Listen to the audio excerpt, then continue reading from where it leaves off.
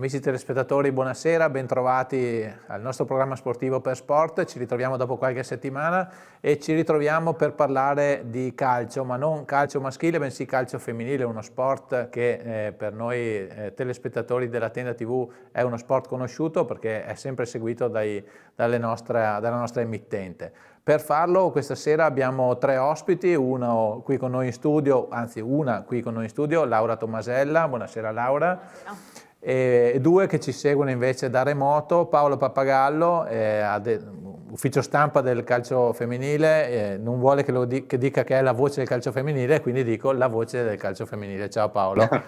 Ciao Alessandro, buonasera a tutti. E poi, last but not least, giusto Paolo, Matteo Fattorella, direttore sportivo della società vittoriese, un cognome che è fondamentale per la storia, come vedremo, di questa società. Ciao Matteo, anche a te.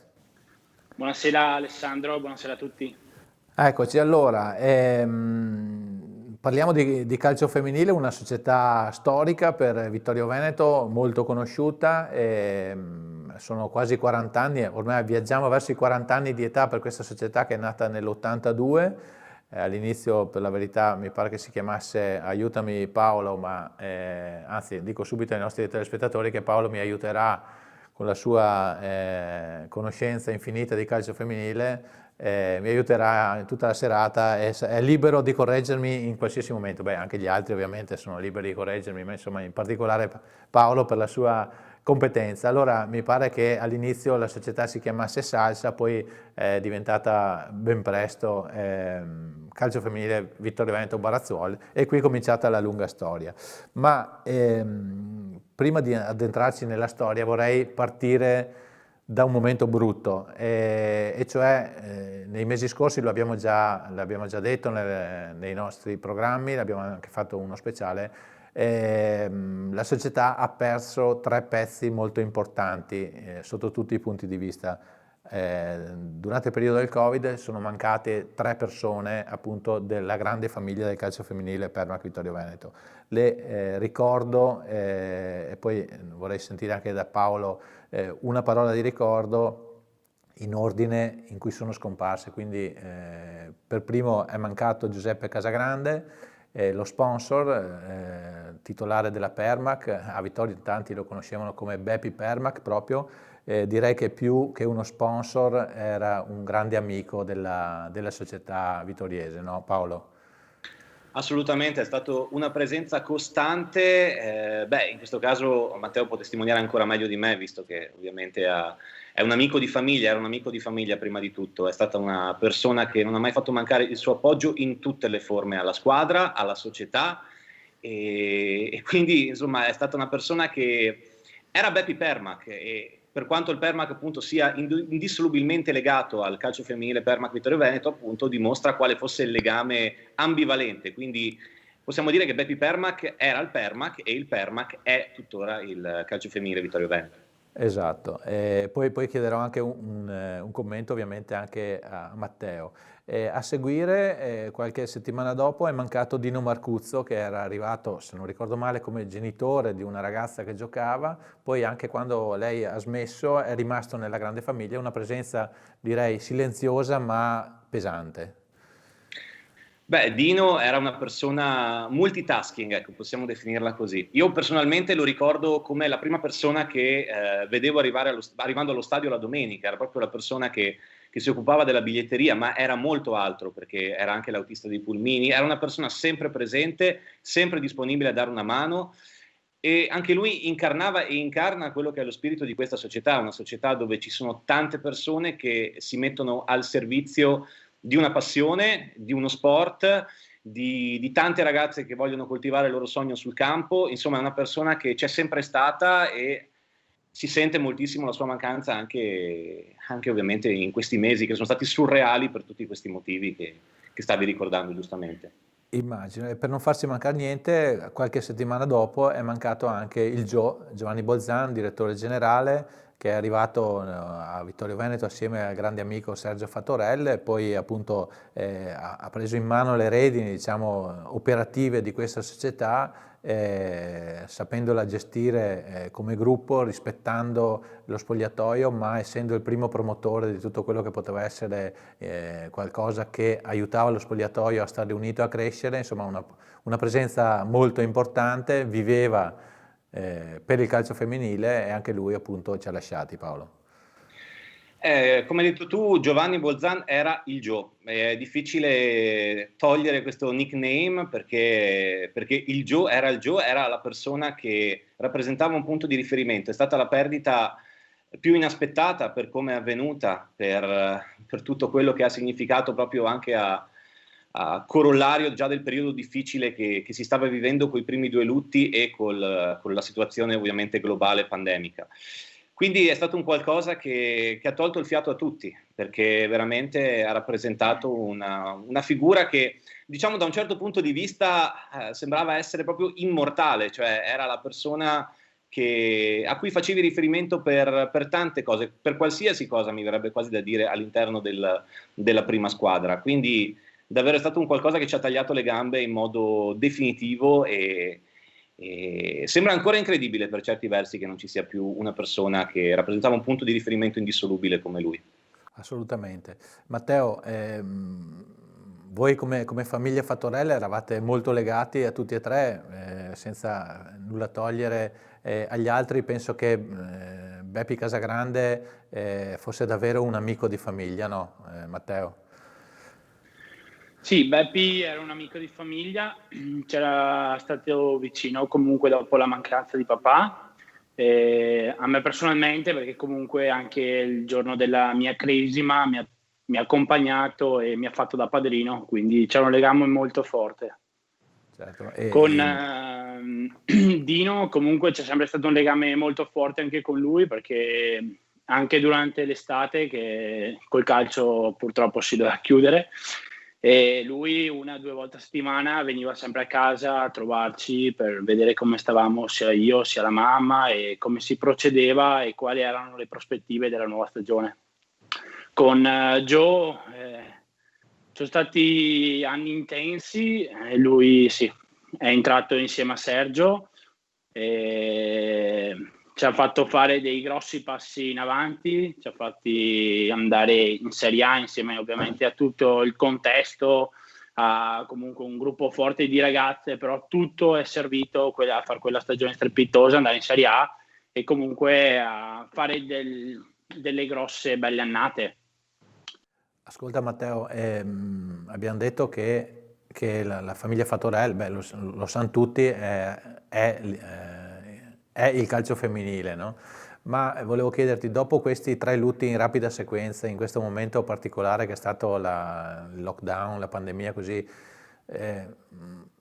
tua mamma è sempre stata, cioè con tuo papà ha fondato questa società, ne è sempre stata l'anima.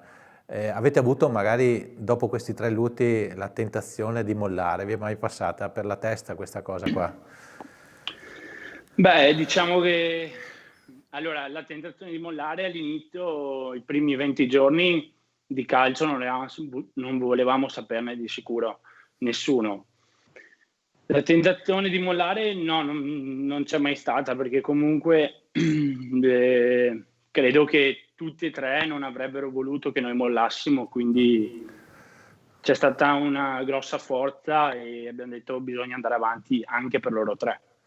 Sì, ricordo tu eri più giovane, ma seguivo già le sorti della vostra società. Ricordo che quando anche è mancato papà Franco sembrava impossibile che il calcio femminile potesse andare avanti senza di lui, invece grazie alla vostra grande famiglia siete riusciti comunque a portarla avanti, quindi diciamo che la prova l'avevate già fatta diversi anni fa, e adesso appunto avete dimostrato che ancora una volta, quando vi stringete come famiglia con tutto il gruppo che avete intorno, riuscite a superare questi scogli.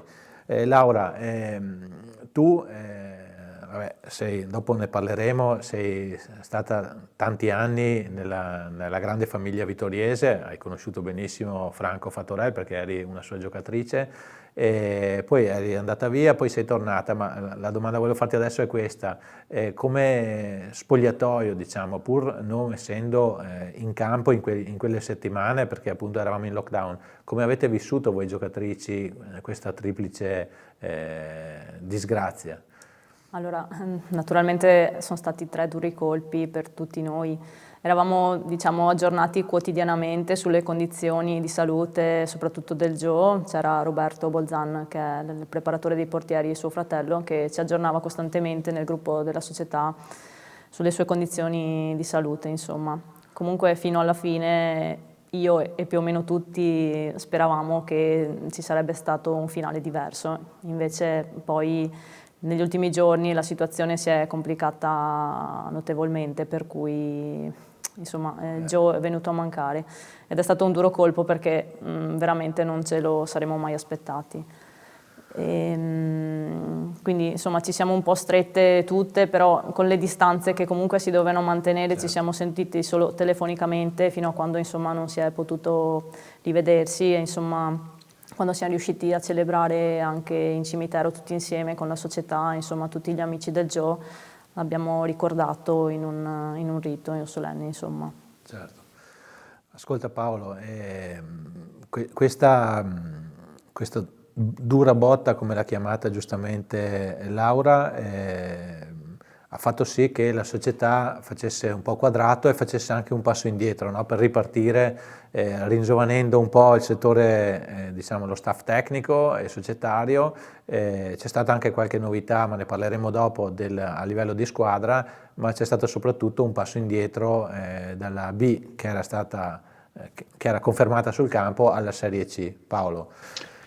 Ovviamente rinunciare alla Serie B è stato un altro colpo anche a livello societario, perché dopo averla reinseguita, dover ripartire comunque dallo scalino inferiore è stato un qualcosa di sofferto a sua volta. Però è stato un passo necessario perché andava appunto compattata la squadra, andava ritrovato in qualche modo anche un organigramma, perché non dimentichiamo che appunto l'organigramma di fatto è stato molto ridimensionato, quindi non c'erano i tempi tecnici per organizzare una Serie B fatta in un certo modo, quindi è stata una scelta da parte della società, non assolutamente dettata da un fattore economico, questo è bene precisarlo, perché la società, la proprietà è sempre stata forte e quindi non sono mai mancate le risorse, però dal punto di vista tecnico è stato necessario fare un passo indietro e permettere anche a molti elementi comunque della cantera, della cosiddetta cantera, quindi del settore giovanile, di emergere e di dare in qualche modo il cambio anche a un ciclo, perché tante giocatrici storiche ci hanno accompagnato anche dopo la Serie A, e quindi era arrivato probabilmente il momento di fare anche proprio un reset, possiamo dire, a livello di organico. Quindi la squadra che è stata allestita per quest'anno è molto giovane e può contare ovviamente sulla presenza di senatrici imprescindibili come anche Laura, come il capitano Karim Mantoani, come Giada Tomasi, insomma come alcune protagoniste che sono rimaste lo scorso anno, e da queste protagoniste e da queste senatrici poi si sta ripartendo con delle giovani molto interessanti e molto promettenti. Certo, abbiamo parlato di riorganizzazione anche a livello societario. Matteo, tu sei stato tra virgolette promosso a direttore sportivo, allora ricordiamo un attimo, tu hai giocato a calcio fino a quanti anni fa? Tu personalmente? Fino a 6 anni fa. Ah, ormai già 6 anni, pensavo meno. E poi sei entrato anche tu nel calcio femminile, e che ruoli hai ricoperto allora fino a quest'anno? Sì, allora sono partito facendo l'allenatore delle esordienti per 2 anni, dopo ho preso il posto da direttore sportivo del settore giovanile e ho allenato un anno anche la juniores, dopodiché quest'anno sono il direttore sportivo della prima squadra. Ok, ascolta, diciamo che un Fattorell non può mancare evidentemente nell'organigramma del calcio femminile, tenuto conto che tua mamma si chiama Patrizia Ferro. Ma a parte la battuta, ti è venuto proprio naturale entrare, diciamo, nella famiglia del calcio femminile, o così magari avevi fatto un pensierino di andare a allenare magari qualche altra società a livello giovanile? No, il pensiero è stato solo per per la mia famiglia e per la mia società. Chiaramente, dopo tutti gli anni di sacrifici che hanno fatto i miei genitori, mi sembra giusto e doveroso portare avanti questa storia, questa bellissima storia. Condivido in pieno, l'ho vissuto anch'io dall'esterno, da tantissimi anni ormai, e capisco questo tuo spirito, che è un po' anche quello che aveva animato tuo fratello Sergio quando stava già allenando a livello di prime squadre maschili e ha preso in mano le redini della squadra femminile, quindi capisco benissimo questa cosa qua. Ma citando Sergio, e torno a Paolo, mi viene in mente l'anno della Serie A. Adesso, appunto, come detto, si era in Serie B, è stata fatta questa scelta intelligente e giusta di fare un passo indietro e fare la Serie C, ma il ricordo della Serie A è ancora vivissimo in città e immagino ancora di più nell'ambiente rossoblù. Allora, volevo con te, Paolo, e intanto chiedo anche a Federico in regia di preparare la clip che ci avete portato con i gol dell'avventura di Serie A. E Paolo, ti chiedo un po' di commentarceli, un po' per rinverdire quei bei ricordi, con l'auspicio ovviamente che prima o dopo si tornino a rivivere in diretta e non in clip.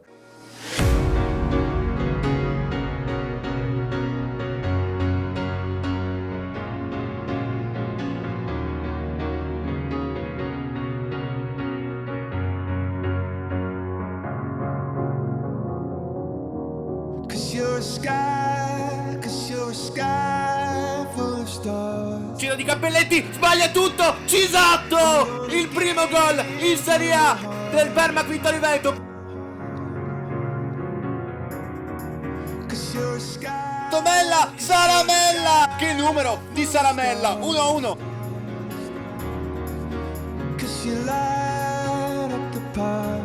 Mella, ancora Saramella, ma da dove è sbucata? 2-1.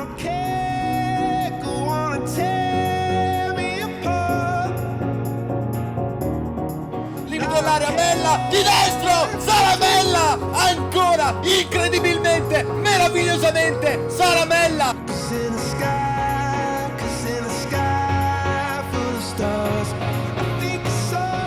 Nostro sbaglia, Cisotto, porta in vantaggio il Vittorio Veneto. Mantuani da sola, il pallonetto.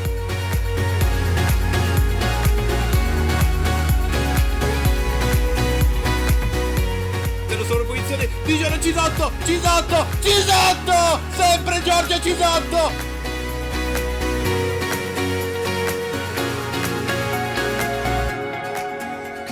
Porro non lo trattiene, Simeoni, Chiara Simeoni.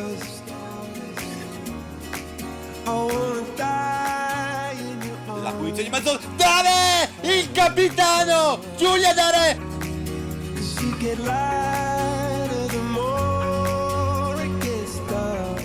Mella, dal limite Mella, di destro, Mella! Un gol pazzesco! Palla, filtrante buona per De Martin! Porta in vantaggio il Vittorio Veneto!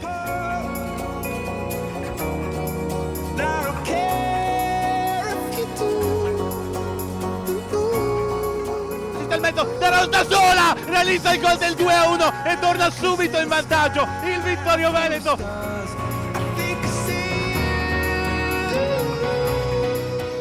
Da Ross che scodella un pallone in mezzo a cercare Zandomenichi e la palla di fila il gol da 25 metri della Vittorio Veneto.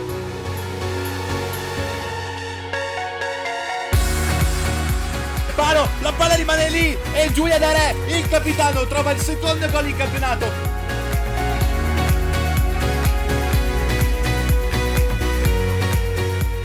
Cisotto, il pareggio del Vittorio Veneto.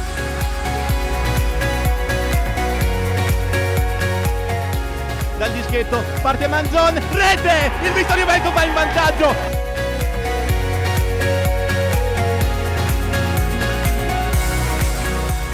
Stante, Simeoni di testa, porta palo, la palla rimane lì, Mella può colpire e colpisce. Quando la partita è una bella, si pensa sempre Saramella. Zanoni 30 metri ancora, prova per la preclusione centrale, la conclusione deviata, il pallone scivola verso la porta.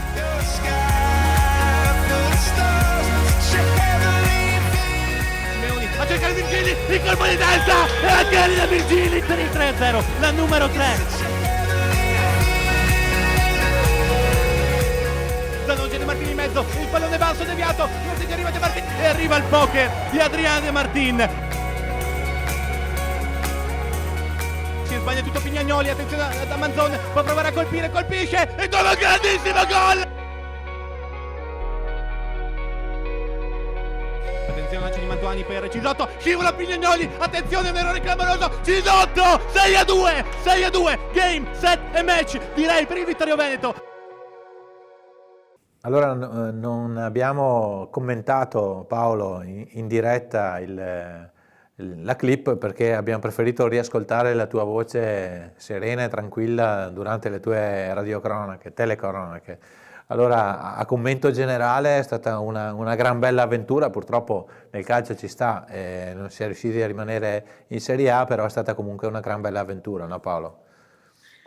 Allora, intanto mi preme scusarmi con i telespettatori della Tenda TV per avervi ucciso l'impianto audio del salotto e i vostri preziosi timpani, e detto questo è stata un'esperienza incredibile, meravigliosa. Abbiamo visto 22 gol della stagione 2015-2016 e non dimentichiamo che quel Permac Vittorio Veneto veramente non si è salvato all'ultima giornata, quindi dopo aver lottato per tutto un campionato ha dovuto prendere ovviamente le misure con una nuova realtà molto impegnativa come la Serie A. Non dimentichiamo che era la prima stagione in cui si affacciavano nuove realtà del calcio professionistico come la Fiorentina, dove c'era un Brescia, Verona comunque già di grandissimo livello, quindi delle squadre che comunque erano inevitabilmente molto più attrezzate di quanto non potesse esserlo il Permac come società. Però questo ha determinato comunque qualche giornata di assestamento e poi piano piano i risultati sono arrivati. Ci sono stati anche degli episodi che diciamo non hanno remato a favore della salvezza. Mi riferisco per esempio al gol annullato al 93esimo di Vittorio Veneto Luserna, sarebbero stati 3 punti che avrebbero probabilmente riscritto il finale di campionato. Quindi diciamo che ovviamente a bocce fresche è stata comunque una grossa delusione e non potrebbe essere altrimenti a livello sportivo. Secondo me, vissuta un pochino calmierando le emozioni col passare degli anni, deve rimanere un ricordo assolutamente positivo, perché questa squadra e questa società hanno lottato per tutta una stagione contro compagini, ripeto, contro società decisamente già attrezzate dal punto di vista professionistico e quindi hanno comunque offerto una prestazione, secondo me, che ha reso lustro alla città di Vittorio Veneto dal punto di vista sportivo. Non dimentichiamo che parliamo, ripeto, di una Serie A, quindi davvero è stato qualcosa che rivissuto anni dopo, secondo me si apprezza ancora di più. Senza dubbio. Ascolta Paolo, secondo te adesso la popolarità che ha assunto il calcio femminile in questi 4 anni, perché appunto era 2015-2016, è veramente decuplicata, adesso non so se non si può quantificare, ma insomma è molto più televisiva, molto più famosa e come dicevi tu sono arrivate le grandi società professionistiche che avevano fatto capolino già quando appunto ci militava il Vittorio. Allora la domanda è un bene per il movimento di calcio femminile, però dal punto di vista delle società come potrebbe essere il Vittorio Veneto diventa quasi un traguardo irraggiungibile una Serie A, o no? Sicuramente diventa un'impresa ancora di più alla Davide contro Golia. Diciamo che se da una parte è stato importante l'arrivo di visibilità e di capitali, ovviamente dal punto di vista delle grandi società maschili, dall'altra parte le piccole società professionistiche, gli esempi sono già molteplici in questi anni. Pensiamo ad esempio al Mozzanica, che dopo aver stimolato comunque una partnership con l'Atalanta maschile, nel momento in cui ha avuto meno appunto l'appoggio da parte della società del presidente Percassi, poi ha dovuto di fatto chiudere baracca. Quindi questo dimostra che ci sono lati positivi e lati ovviamente negativi della medaglia. Io credo che fin quando ci sia la possibilità di continuare comunque a recitare un ruolo importante e comunque a poter dire la propria all'interno del panorama maschile, è giusto che le piccole realtà continuino a portare avanti quello che, non dimentichiamo, prima di tutto deve rimanere una grande opportunità, un grande sogno. Da questo punto di vista il Permac Vittorio Veneto a livello provinciale, ma a livello direi anche regionale e oltre, è stata una grande fucina di giocatrici che poi da qui sono partite per andare a fare carriere importanti altrove. Visto che vedevamo appunto le protagoniste della Serie A, mi viene ad esempio da ricordare Sara Mella e Laura Perin che giocano con l'Hellas Verona in Serie A femminile, ma ci sono anche diverse protagoniste del settore giovanile che ora sono approdate a settori giovanili di Serie A. Quindi io penso che sì, da un lato è una competizione tra partner che non hanno le stesse possibilità e che per questo non possono competere sulla carta tra di loro.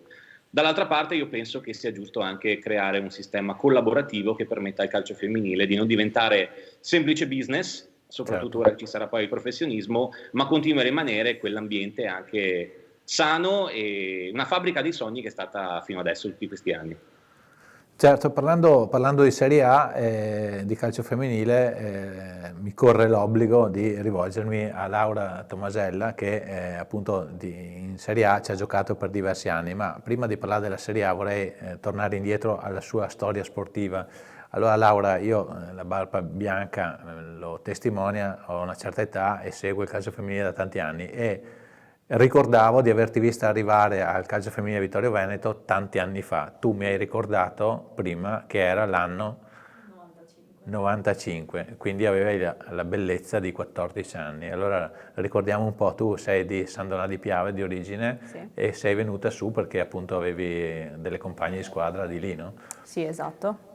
E mi ha contattato direttamente Franco Fattorel, papà di Matteo, e da lì ho iniziato ad allenarmi con questa squadra dove ero praticamente la più piccola e c'erano ragazze molto più grandi e per me è stato un grande salto, diciamo. E sono rimasta però 8 anni, quindi alla fine mi sono trovata sempre molto bene e ho cambiato squadra solamente perché c'è stata la proposta di una squadra di Serie A. Quindi è stato un bellissimo percorso, vissuto in una squadra famiglia in pratica. E tu hai vissuto proprio l'esperienza della famiglia Fattorel di quando c'era Franco. Esatto, a, diciamo 360 gradi. Franco è stato era il fulcro della società, addirittura delle volte veniva anche a prendermi a San Donà per fare gli allenamenti, quindi sì, veramente sì. Incommiabile. Faceva veramente di tutto per le ragazze, per mettere insomma nelle condizioni migliori per potersi allenare. Certo. Ascolta Laura, e poi appunto dicevi che è arrivata l'opportunità di salire in Serie A Tavagnacco e poi sei stata lì e poi a Pordenone. Per quanti anni hai giocato in Serie A? Ho giocato 10 anni a Tavagnacco e 2 anni a Pordenone, in tutto okay. 12 quindi.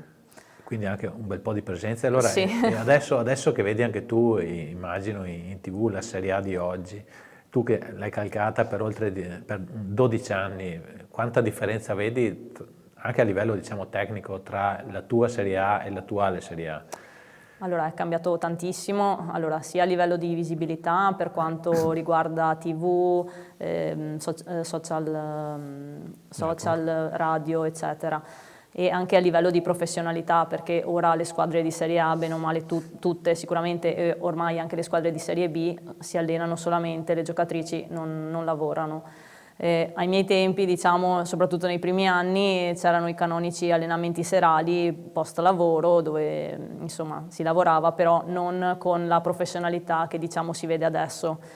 È cresciuto tantissimo e di questo sono contenta perché ci sarà la possibilità insomma per le ragazze che si stanno affacciando adesso al movimento di poter crescere in maniera molto più completa e anche veloce. E quindi spero che col tempo tutte le condizioni insomma, si facciano sempre più positive per tutte le ragazze insomma, a cui piace questo sport. Ascolta, e quindi dopo tutta questa, quante presenze hai in Serie A? Hai tenuto conto? No, non lo so, però immagino abbastanza. Sì.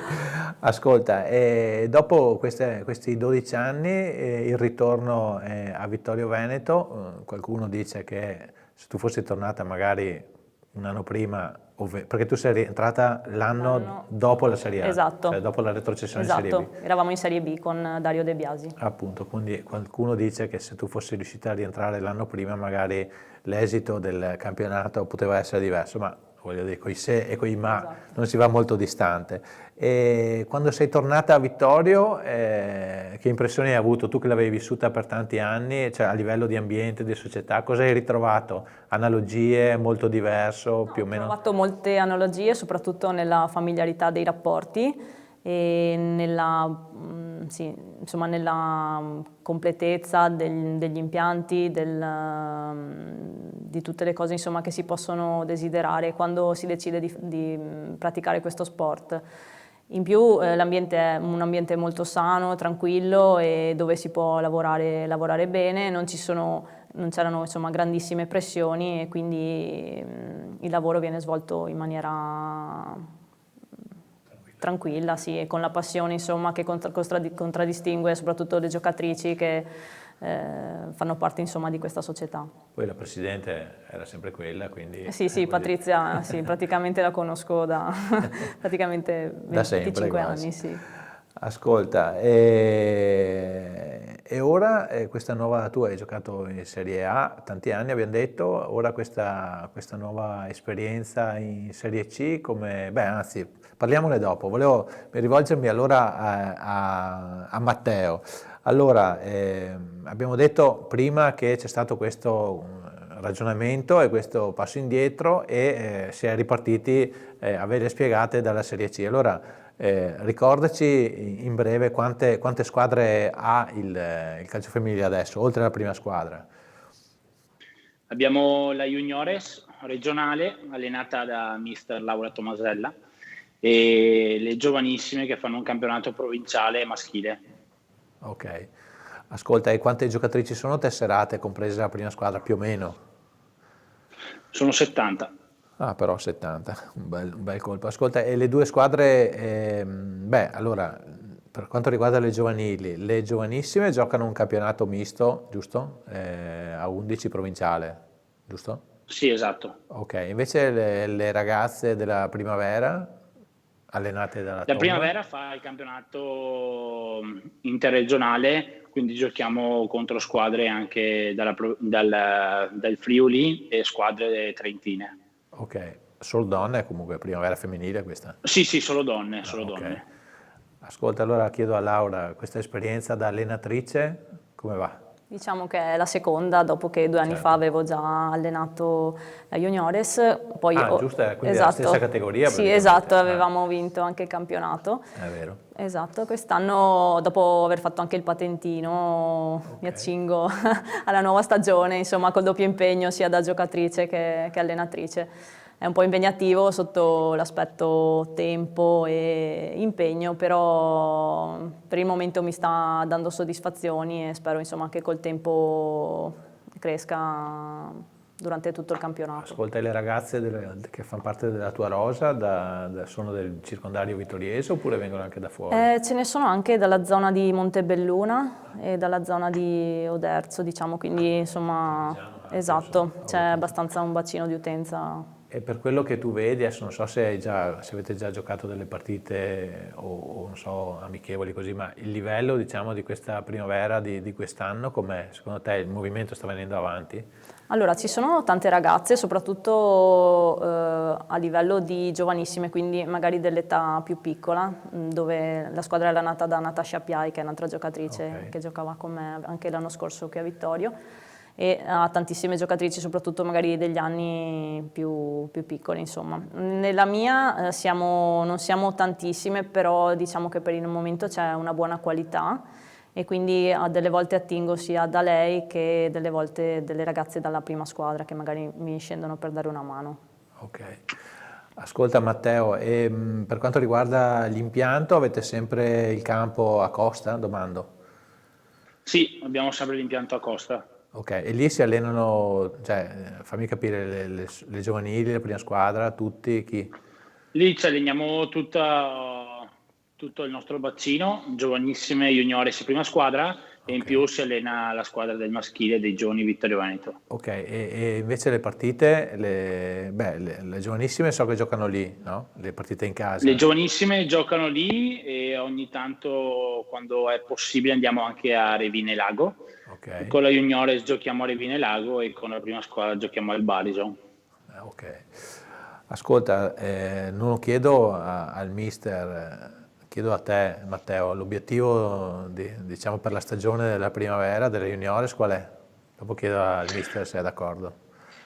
L'obiettivo della Juniores è far crescere le ragazze, perché comunque No, sei è una squadra troppo diplomatico, troppo diplomatico.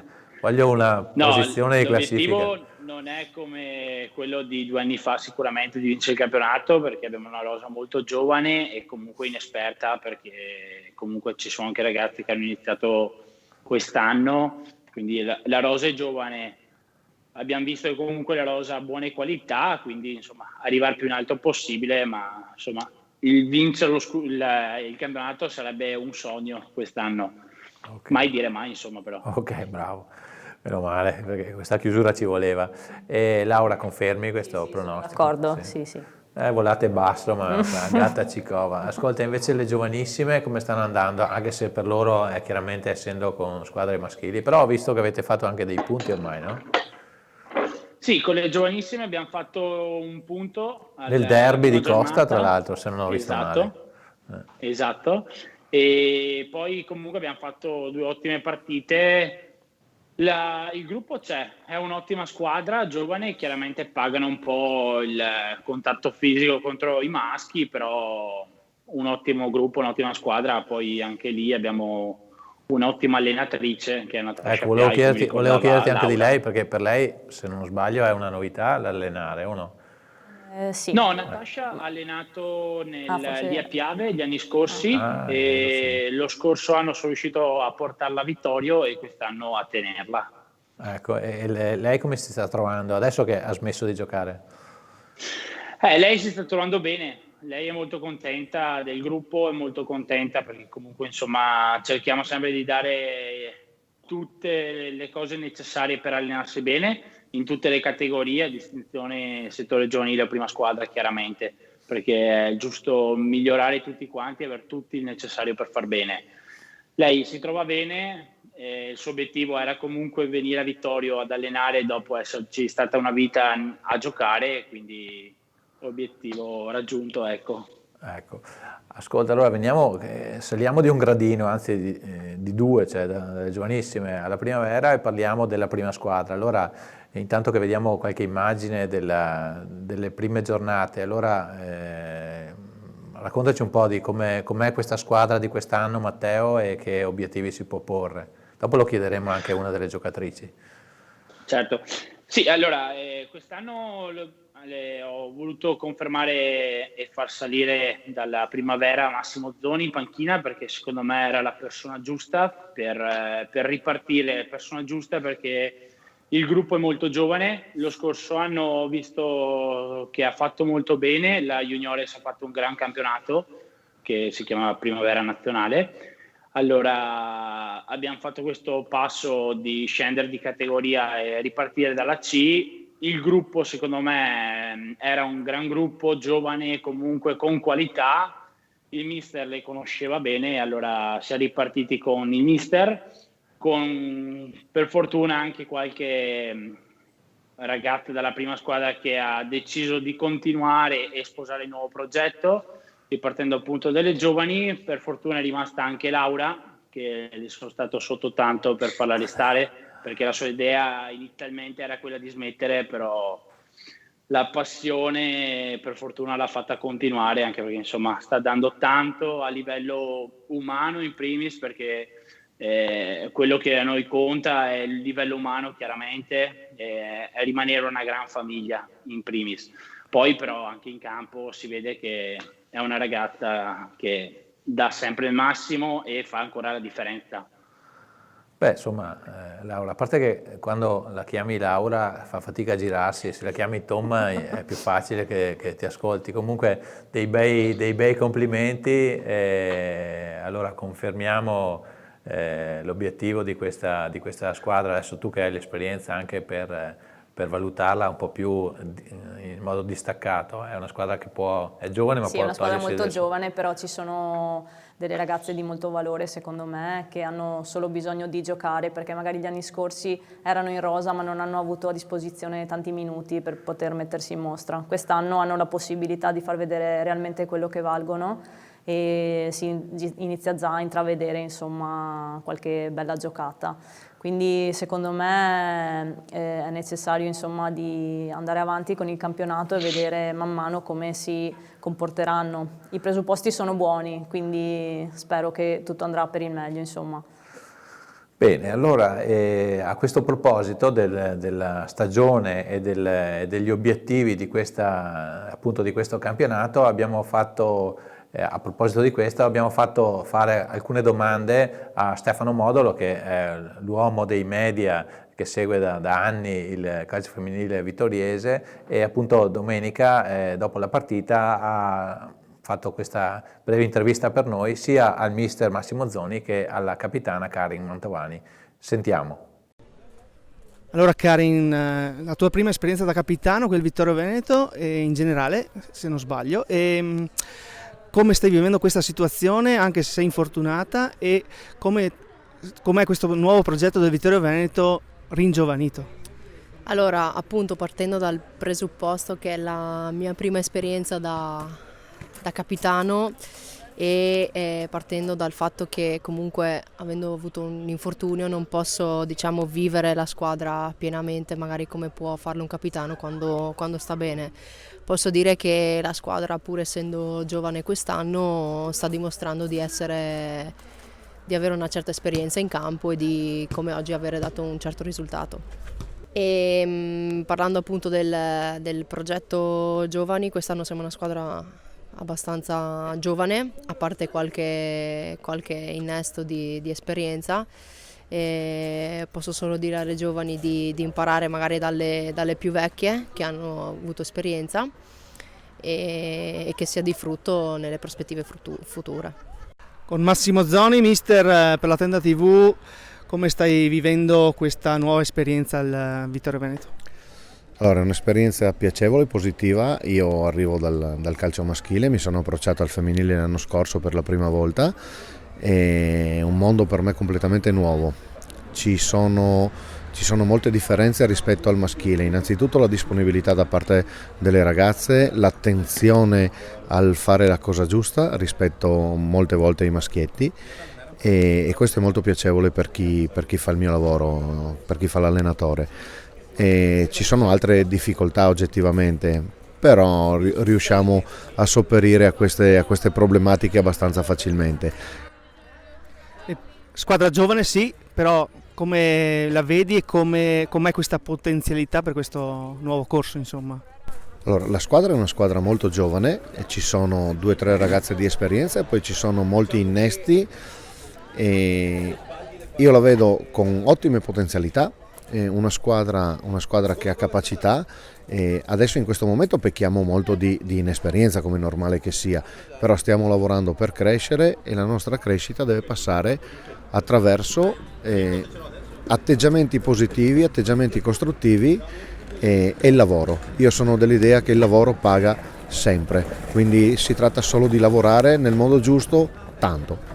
Bene, abbiamo sentito allora la voce della capitana e del mister, tutto sommato ottimiste. Laura, c'è quindi da lavorare, però mi pare di capire dalla capitana, e mi aggiungevi anche tu, che ci sono dei problemini adesso di contingenti di infortuni, che quindi sei rimasta tu, la senatrice, e una Sì, banda esatto. di ragazzine. Purtroppo abbiamo avuto sia l'infortunio di Karin che già da Tomasi e Francesca Molinaro, quindi 3 pedine, diciamo, fondamentali per la nostra squadra.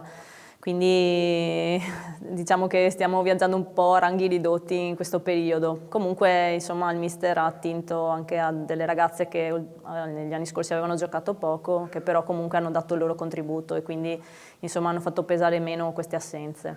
E te come ti vedi nella veste della chioccia in questo gruppo di ragazzine? Mi sento, diciamo, vabbè, l'età è molto diversa, però alla fine... Ma si sente in campo l'età diversa? Ma non dovrei dirlo io, No, dovrebbe No. dirlo qualcun altro. Lo dico io, no. No?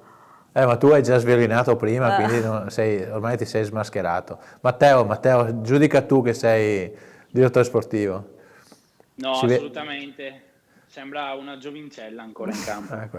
Beh, allora guarda, puoi giocare ancora 4-5 Sì. anni, non c'è problema.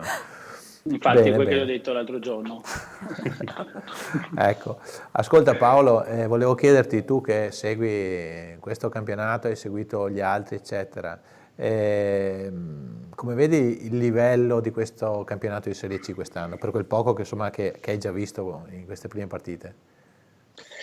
Allora, diciamo che l'aumento di livello nelle serie superiori ha fatto sì che delle giocatrici comunque di categoria, già a partire da un paio di anni fa, cominciassero a scendere dalla Serie A alla Serie C. Quindi se prima il livello poteva essere considerato abbastanza basso rispetto a una Serie B o una Serie A, adesso ci sono delle giocatrici con un passato importante e molto recente in Serie A che cominciano a approdare anche in Serie C. Diciamo che il campionato sembra piuttosto livellato, ci sono delle compagini che sembrano un po' più attrezzate delle altre, mi riferisco al Venezia, mi riferisco al Trento, mi ha fatto un'ottima impressione anche il Brixen che ha già giocato contro di noi alla prima giornata, però ecco, a dimostrazione che il livello in realtà è molto omogeneo, c'è il fatto che ad esempio appunto delle formazioni favorite come Venezia e come Trento hanno perso ad esempio una delle prime 2 giornate. La stessa Triestina, che comunque è una squadra che pare insomma si ponga obiettivi ambiziosi, è sul fondo della classifica, è l'unica e l'ultima è quota 0. Quindi direi che è difficile, sicuramente un campionato che offre tanti spunti e tante chiavi di lettura. Il livello comunque è buono e io penso che, siccome si è parlato spesso anche in precampionato che questa è una squadra che giustamente deve ripartire dalla salvezza, dall'obiettivo salvezza per consolidarsi poi negli anni a venire, io penso che per le potenzialità che ha il Permac quest'anno possa ambire anche a qualcosa di più, tenendo conto che sicuramente insomma la concorrenza è alta e comunque... fa un pronostico secco, dai, in posizione in classifica. Secco, dopo ci rivediamo tra 6 mesi e vediamo. 8 mesi. Allora, io dico prima metà della classifica, dai. È troppo vago. Sono 13 squadre, quindi vuol dire 13 squadre, io dico dal 7° posto in su. Troppo vago, dai. Quinte, va bene? Matteo, così pronostico? Con la Primavera sei stato diplomatico, con la prima squadra dammi una posizione secca. Terze. Laura, anzi Tomma, così mi rispondi? Io mi associo a Paolo, dico quinte. Vabbè, mi pare che sarebbe soddisfacente in ogni caso. Seriamente Matteo, per concludere, questa squadra quando l'avete costruita, adesso a parte gli incidenti che poi insomma speriamo che quanto prima si risolvano, è stata costruita per un anno di transizione o per cercare di risalire già da subito in Serie B, dopo ci si può riuscire oppure no? No, la squadra è stata costruita per gettare delle basi solide per il futuro e la salita in Serie B è alquanto complicata perché comunque altre realtà che citava prima Paolo hanno investito molto più di noi nel mercato a livello anche di esperienza. Noi abbiamo voluto appunto per una nostra politica ripartire dalle giovani e gettare le basi nell'arco di 3 anni di fare la risalita in Serie B. Purtroppo appunto abbiamo già avuto parecchi infortuni, abbiamo perso probabilmente per tutta la stagione Molinaro perché ieri abbiamo avuto a confermare la rottura del crociato, però insomma la squadra c'è, le prime partite sono state molto buone, quindi insomma per quello mi sono spinto sul risultato finale. Bravo, bisogna essere ottimisti. Paolo, dal punto di vista diciamo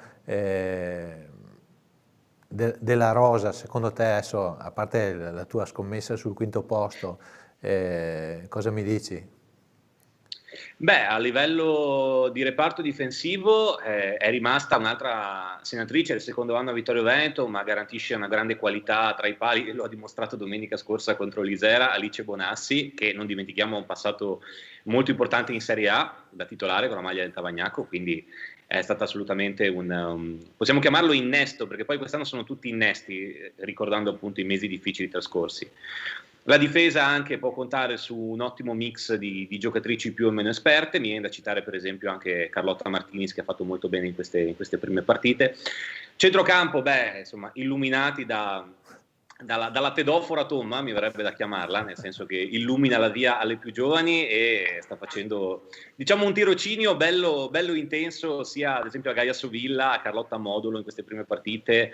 E, diciamo che anche in attacco, poi magari in queste prime giornate non sono arrivati moltissimi gol, però davanti abbiamo Ilaria Mella, che comunque è una giocatrice che ha fatto tantissimi gol a livello giovanile e anche in Serie B ha già tibrato il cartellino, quindi insomma può fare molto bene in Serie C.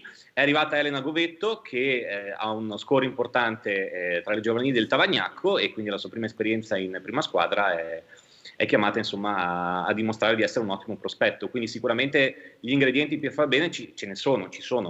Non dimentichiamo che l'età media, se andiamo a vedere proprio la cifra nuda e cruda, si aggira sui credo 21-22 anni, quindi, ed è oltretutto portata a rialzo dalla presenza di Laura, quindi capite che se non ci fosse Laura parleremmo veramente di una nursery più che di una squadra di calcio quasi. Ascolta, tu che sei l'uomo dei regolamenti, va su in Serie B la prima e basta? Ci sono playoff? Com'è che funziona? Solo la prima accede alla Serie C e poi le ultime due verranno retrocesse in eccellenza. Ok. Vabbè, Tom, ti hanno dato persino della tedofora oggi, quindi ti sei presa un po' di tutto. Sai che il progetto è triennale, quindi almeno altri 3 anni devi resistere, perché in Serie B non puoi mancare, come non dovevi mancare in Serie A, ma insomma è andata così. Bene, grazie a voi tutti per questa bella chiacchierata a parlare di una società a cui sono davvero legato anch'io con affetto sincero da sempre, penso, da quando ho cominciato a scrivere, e la barba, come vedete, è bianca. Allora ringrazio in ordine per cavalleria Laura Tomasella, anzi Tomma, tanto perché così... Grazie a voi. Così ti riconosci. Paolo Pappagallo, anche lui la voce che non vuole essere chiamata voce, ma l'abbiamo sentito anche mentre commentava, quindi non può che chiamarsi così. E Matteo Fattorel, direttore sportivo, ben arrivato in questo incarico, in bocca al lupo, e soprattutto grazie attraverso te a tutta la famiglia Fattorel per quello che ha sempre fatto a favore del calcio femminile e quindi dello sport vittoriese. Bene, non mi resta che ringraziarti tutti voi, ringraziati gli amici telespettatori, non mi resta che darvi appuntamento alla prossima puntata.